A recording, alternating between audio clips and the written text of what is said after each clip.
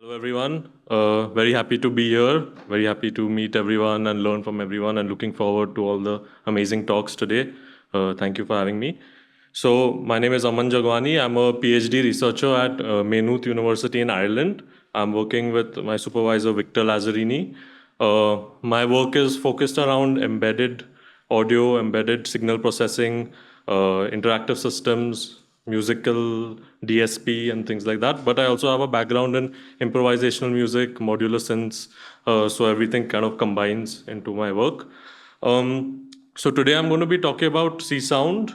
Csound is an open source, free and open source sound and music computing system. It's a higher level music programming language. So similar to if you use Pure Data, Faust, Super Collider, and languages like that, Csound is along the same lines. You can do the similar things with Csound.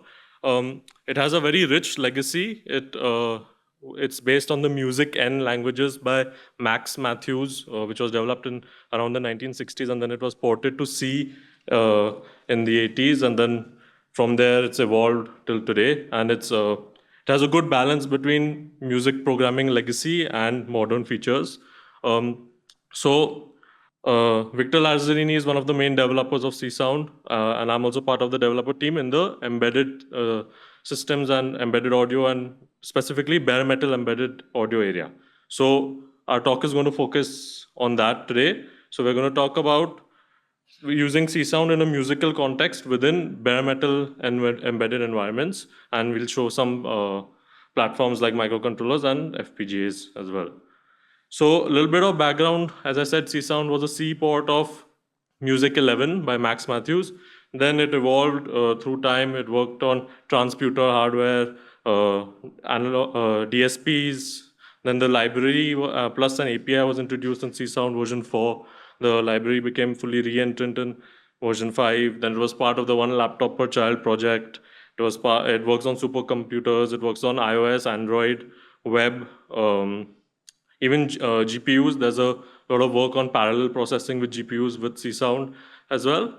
And then in terms of embedded programming, the first versions were with embedded Linux systems like the Galileo and Edison system, and then Raspberry Pi. Following that, the Bella, which is a low latency embedded Linux audio board, also introduced. The Csound support was introduced for that as well. And then now, recently last year, the version 7 of Csound was introduced, in which we added bare metal support as well. So bare metal means no operating system, chips or microcontrollers, and Csound supports that as well now. So a little bit about how programming is done with Csound. It is a higher level domain specific language. So you mostly work with unit generators called opcodes. So they're like modules. They're in the form of oscillators, filter, reverb module, things like that. And there's a vast library. Pretty much anything you want to do with synthesis or DSP, you can do. Spectral processing, granular processing, all of it. You can also do DSP coding from first principles, so you can also make your granular processor or delay lines from scratch within Csound. So multiple levels of interaction. And then you can also extend Csound yourself by adding plug-in opcodes. So you can make with C++, you can make your own opcode or module or unit generator, which you can use in the Csound language. And then it integrates across platforms such as the web, embedded, Unity for games, iOS, Android, all of it. And you can do the integration through the Csound module API. And then there are multiple front ends for Csound programming. There's Csound Qt, there's the web IDE, and there's a front end called Cabbage with which you can make VST and audio unit plugins as well. It's by Rory Walsh, Cabbage IDE. So this is a quick example of how you do programming for Csound. So first, there are just some options set on the top. 0 dBFS equal to 1, number of channels. The K-SAMS basically is the control period. In audio programming, we know there's a distinction between audio rate and control rate. So this basically defines your control rate. And then you program instruments. And then within the instruments, you basically link modules across each other. So we have a VCO2, which is a oscillator there. It's like a virtual analog kind of oscillator, going through a Moog ladder filter, going through a reverb. The syntax you can look at more on the Csound website, but basically it's just modular linking of unit generators in the Csound programming. So if you want to start working with Csound right now, You can look at the Csound manual and tutorials on the website. The main Csound repository has build instructions and other information. And then the web IDE is probably the easiest place to start. You can start on your phone or your iPad or laptop and start working with Csound there. And you can look at Cabbage for plugin development. It's free and open source, so you can start easily anytime. These are some examples of plugins that ship with Cabbage. They're all free. There are about 200 plugins that come with Cabbage, and then you can make your own as well. So now going into bare metal. So bare metal means it's a embedded system or chip or a microcontroller with no operating system. There are certain limitations sometimes in the processor. Might be a limit in the computational power of the processor. Floating point unit may or may not be present. You may have to work with fixed point. And then memory is quite limited, both for the flash storage for storing your program as well as RAM for access from the program. And then it has good integrations with hardware like sensors and MIDI and those things, so you can connect your sensors very easily to microcontrollers, for example. And then the programming now, generally C and C++ tool chains are available for different kind of bare metal platforms. And in terms of debugging, generalized debugging tools may not work, but usually you use vendor specified debugging tools, whatever you get with the particular chip. And then some examples are STM32, ESP32, Raspberry Pi, Pico. These are all bare metal platforms. So porting Csound to bare metal required a few changes to the original Csound library and original Csound build system. One thing was there could be no dynamic loading of opcodes. It had to be changed to static linking, but this has been done in the Csound system since 2010, so that was okay.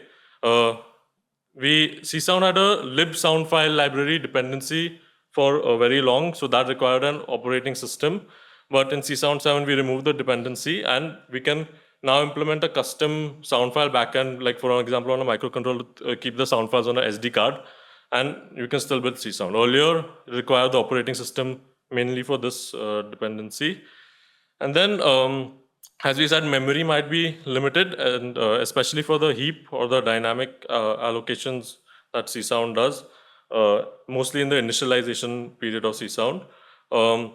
So we made a custom malloc, like a custom allocator for Csound to be able to allocate to external memory in a microcontroller system. So for example, if you have a development board, you often get extra RAM that will be external to the actual chip. So we map the heap over there. It's a bit slower, but it's mainly for the initialization part. So during performance and audio runtime, it's not too much of an issue. So things like networking, threading, and other things that are not possible on particular bare metal systems are removed. So that's how we are able to run on the bare metal system. So the first platform supported for bare metal with Csound is the Daisy. So the Daisy is Electrosmith's digital audio programming and embedded computing platform. It's based around the STM32 microcontroller. It has an ARM Cortex M7 CPU, and it has onboard audio input and output, as well as MIDI, USB, and UART interfaces all on the board. The flash storage is limited on the chip, which is 128 KB. So the firmware to be placed on an external 8 MB QSPI flash, which is there on the Daisy. And then there's also only 1 MB of internal RAM or memory for that the microcontroller on the Daisy can access. So the board has external SDRAM up to 64 MB. That's where we put the heap and use the custom allocator to allocate there. And then when you program for the Daisy, the firmware that you make is basically a combination of the Csound API as well as libdaisy, which is Electrosmith's hardware library.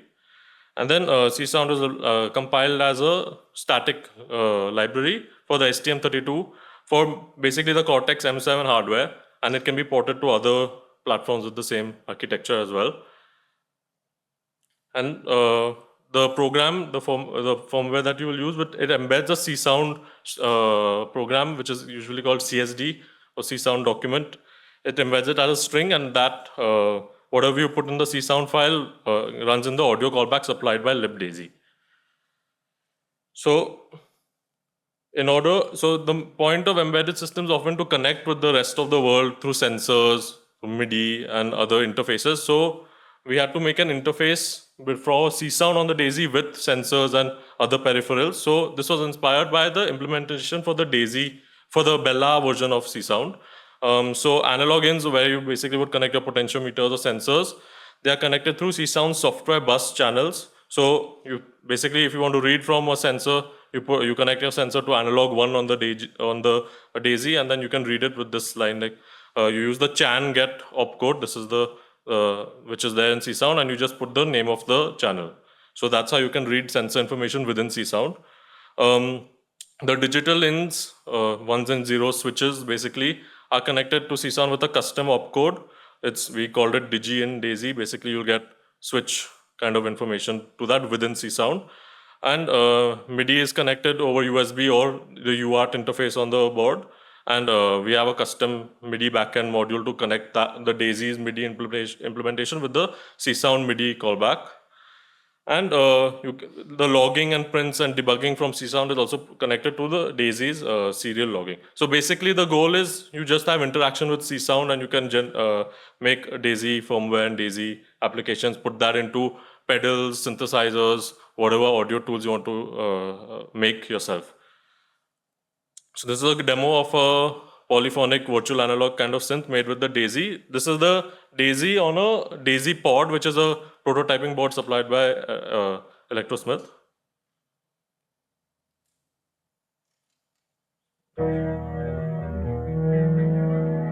So 8-voice polyphony with reverb as well.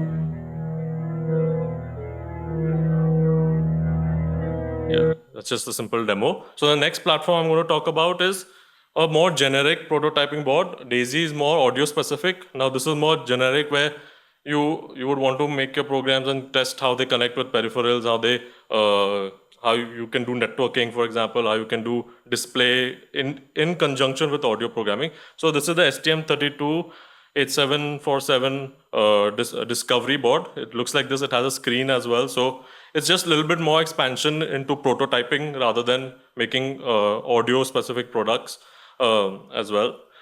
So these are the specifications of the board. The main thing is the Cortex M7 architecture is the same as the Daisy, so it was very easy to port to this. But this is also dual core. It has it has Ethernet connection. It has display. So it's basically lets you expand the connection of Csound with peripherals more.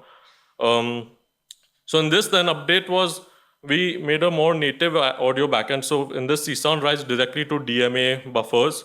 In the Daisy handled the audio input and output. So we just copied from their buffer into the Csound input and output buffer, and the opposite of that. Here we write directly to the hardware through Csound. So it's a bit more low level connected. And then all the peripherals that I mentioned are integrated. And we also use the dual core architecture in this. We put, for example, networking.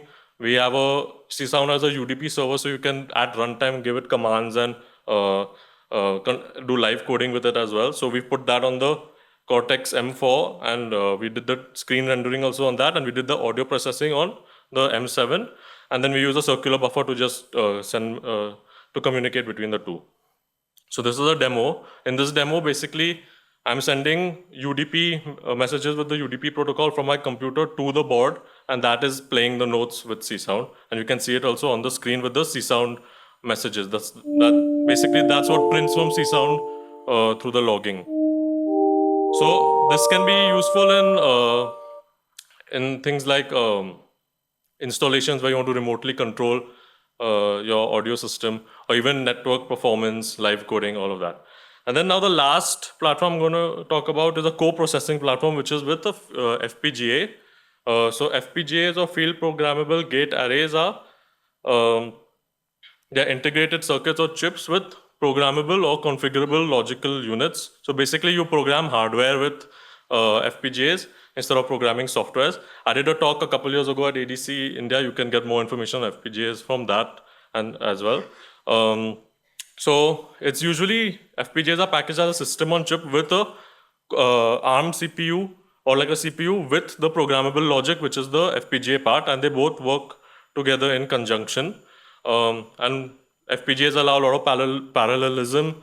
They allow low latency, sample by sample audio processing. So they're quite useful for audio processing tasks. They're used in a bunch of synths and interfaces as well, especially for multi-channel and low latency applications.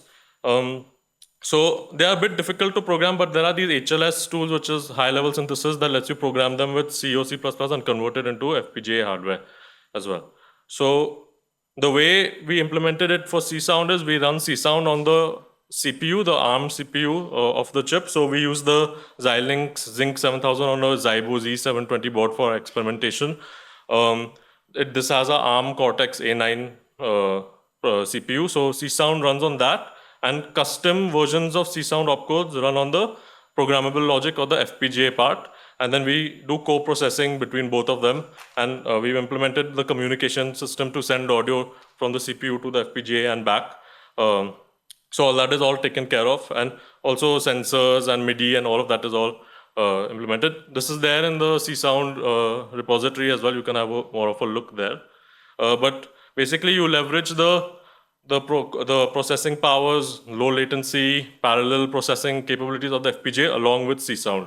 And what runs on the FPGAs are ports of Csound opcodes. So we already ported Reverb SC, which is Sean Costello's original feedback delay network algorithm in Csound. It's part of Csound.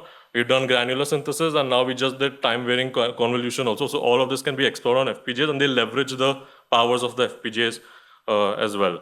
So some examples of using this would be, you would make, Csound has very capable generative and stochastic capabilities. So you can make generative systems on Csound that are controlling sound synthesis and processing on the FPGA, or you can do sound synthesis, generative synthesis on Csound, and then do complex processing on the FPGA. So also good for installations, good for synths, processing, everything. This is a quick demo of a generative system made with this. The reverb processing is on the FPGA, and the synth part is on the CPU. And also the generative, like the algorithmic scheduling of notes and modulations all on the CPU. And that's the Zybo Z720 board that we use for experimentation. So just to conclude, with the emergence of Csound 7, Csound is able to target almost all kinds of computing platforms. It's present widely in different applications and plugins around everywhere in the world. Bare metal computing opens up opportunities for maker projects as well, and using Csound provides an easy entrance into kind of a technical bare metal programming environment as well. And then co-processing, we are just beginning with that. It's a great active area of research, and now it can be Csound can be used for this research as well. Yeah, and FPGAs, there's lots more to harness there as well. That's it. Thank you.